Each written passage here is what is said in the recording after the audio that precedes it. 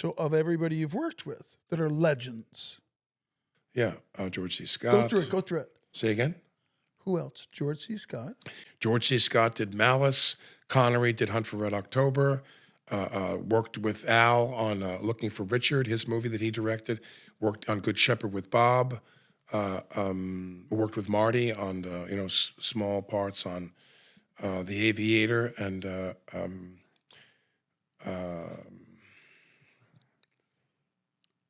the one in Boston.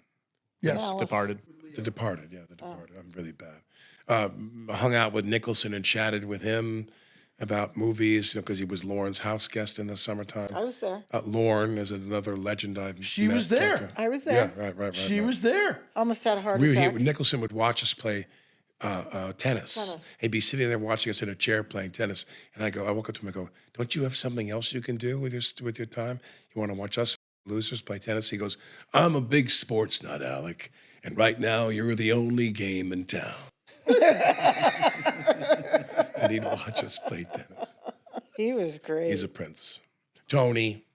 My favorite experience was with Tony. I mean, that's a Because all of them list. is different. Like when you're with directors. Staggering list. Well, Connery was very kind to me. He was very kind to me. I was I surprised. recently told the Connery story What Connery story? about how they would roll and they would come in to step to his mark and the stand-in would step out of the way. Remember, they would already be rolling before he had to hit his mark to say his line. Oh, well, he was very interesting because he had been sick. He had had a throat condition, which may have been throat cancer. We weren't privy to that information. And he finally was said to no to them. They cast him and he said, no, he couldn't do the movie. So they went to someone else. I won't name who it was. I don't want to embarrass people. But then when Connery's agent called back and said, he's feeling better, he's okay. Maybe he didn't have what they feared he'd have and have to have these treatments. So they said he's available. So they had to get the other guy out of there. And that guy was going to do another project. I won't say what it was or what his role was, but he was going to direct something. And they said to him, what were the dates you said you can't shoot with us because you got to go do that other project? Oh. And he told them the dates, and they went, "Oh, we have to change our schedule and move to those dates. We're so sorry." Oh. And they shoved, which is exactly what they did to me. So they shoved him over the side. I should have taken that as a lesson, as a warning. But the point is that Sean comes in, and he says, "I can't do my Sean thing," but he comes in, and they tell Jan de Bont, which is one of the last films Jan DP'd. He went on to direct. Speed was his first movie. Thank you, Jesus. You got to come with me everywhere. You got to come with me to dinner tonight. He went on to become a director. So Jan, Sean, they were told no smoke. You can't. Jan wanted to smoke up the set as much as possible, and he's like, no smoke, Yanni, no smoke. and Sean was very. And when he came in, he'd done his wardrobe tests and makeup tests, really old school. And they did those back then in the 80s. It was in 89. And Sean shows up for the first day of shooting with me on the submarine. And he walks in and my heart stopped. I said, look at this guy. He looks like $50 million stacked end to end. He's the best looking guy I've ever seen in my life. He's tall, he's fit. They put the hairpiece on him because he has no hair. They put the steel crew cut on his head. He looked like $1 billion, this guy said. And I literally said to myself, I'm so they're never going to cut to me in this movie. They're going to be like, Alec back Sean, Alec Sean. And I thought, this is just murder, you know what I mean? But you had a bunch of pretty good screen time. No, but I mean, I love Sean. I loved everybody. James Earl Jones was in that. Sam Neill, Peter Firth. Right. Tim Curry. Legends.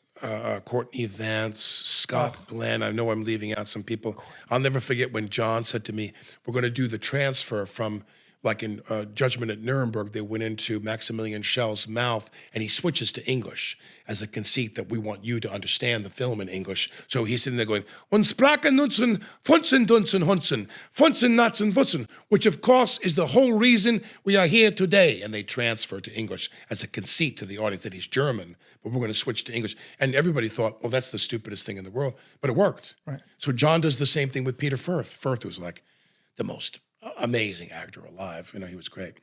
Did Amadeus on Broadway, did Equus on Broadway. They're coming into me, he's like, Natsky, Brutsky, Tutsky, Vutsky, Tutsky, Vutsky, Natsky, Bratsky, Bratsky, Vatsky, Batsky. And of course, Commander, the thing you must remember above all else. And they're coming, and he memorized like 2 pages of Russian, or like a page of Russian. Wow. or like 3 meaty paragraphs, and he's just flawless. And I'm sitting there looking at him going, look at this guy. These fucking English bastards. Like he's the one that Sean breaks his neck in the room, the security officer. That cast alone, along with Glengarry, was like, you're in the room and you're going, Stop. boy, yeah. Yeah, Glenn. Because my last question Yes. is about Glengarry Glen Ross. Yes. Yes. I heard a story, and I've never talked to you about this, that you prepared your work for Glengarry Glen Ross, which is one scene, correct? One monologue. Right. However you'd like, just tell the story of that preparation, how you did it. I heard you didn't meet the guys before. Was there We rehearsed before. you had to rehearse it? And I didn't know my lines perfectly, so I ad-libbed. Did you have rather rehearsals with the director interaction, or was it just? Yeah, we were on the set with the DP. The DP of Glengarry Glen Ross was one of my probably 3 favorite DPs I worked with. And that's saying a lot because I worked with a lot of great DPs. I worked with Ballhouse on Working Girl. I worked with Tak Fujimoto on Miami Blues. I know Demi's guy. Although Demi didn't direct, he produced, but Tak was the DP. I worked with McAlpine on The Edge. I worked with so many of them. I mean, I can't remember them. Right. But I worked with Steve Burham on The Shadow, who did all of those movies. Me too. With Casualties of War. he did all the movies with what's his name? But just tell the story. Who directed De Palma? Yeah, Burham did all the movies with De Palma. And Juan Ruiz Anchia was the name of the Spanish guy who did Glengarry, and he was just amazing. He's from that whole. Oh, I worked with John Toll when we did It's Complicated. Oh, John, the only one of 2 men to win back-to-back Oscars. Wow. He won for Braveheart and A River Runs Through It, or Legends of the Fall, one of those 2. Okay. He won the Oscar twice in a row. And I worked with him. They're all the same, the good ones. They're all very monastic, very quiet, very inside. And he'd look at me and go, and the greatest DPs knew if you didn't have, I shouldn't say this, but if you didn't have a good relationship with the director, the crew can see that you're not standing in a corner talking about the scenes and laughing and enjoying each other's conversation. If the director is somebody who has difficulty connecting with the cast in some way, then the DP can look at you. I mean, I've had not a lot, maybe 2 or 3 or 4 of these where they'll go, and maybe only once where they'll look at you and it takes over and they'll look at you and go, and they'll go, I need to go again. He's signaling me to go again. Oh. And I'll go, and I'll do it again. And he'll look at me and go, they're watching you a different way. They're not vain because they didn't write the stuff. Yeah. So Atoll would do that. Some other guys would do that. I really enjoyed that. But Anchia, we rehearsed with Jamie Foley and Anchia and the whole cast, and I didn't know all my lines. Then I came back, and when I came back, they were all at like the coffee wagon, and I come walking in, and they see me, and they're all going, like I walk in, all the fun ends. Right. And they're like, oh, assholes here now. We got to do this today. And it took us a day and a half, a day, maybe 2 days, or like the better part of 2 days. And I was like, I loved all these guys, and I didn't want to do the scene and be a asshole. But one of my greatest films is Patton. I love Patton. I love George C. Scott. Love him. He did Malice. And I worshiped George C. Scott. Worshipped. And even in supporting roles, like The Hustler, he gave it everything he had. So Glengarry, rehearsing, and then we come back, and we Patton. We got the George C. Scott Patton. So I say to Jamie, he's like, you doing good or whatever, and I go, now he says he doesn't remember saying this to me, I think, but I remember, and if he didn't say it to me, somebody did, but I think it was him, because Jamie's a very smart guy, and he said, it was like that scene in Patton when he slaps the soldier in the tent. Did you call yourself a soldier? You disgrace this place of honor, these other men wounded in battle. And he says this stuff and he smacks the kid across the head. And then he has to apologize to him in front of the entire unit later on. Great scene in the movie, great of him being, dressed down that way, this great hero, this great macho monster. And he goes, it's like that.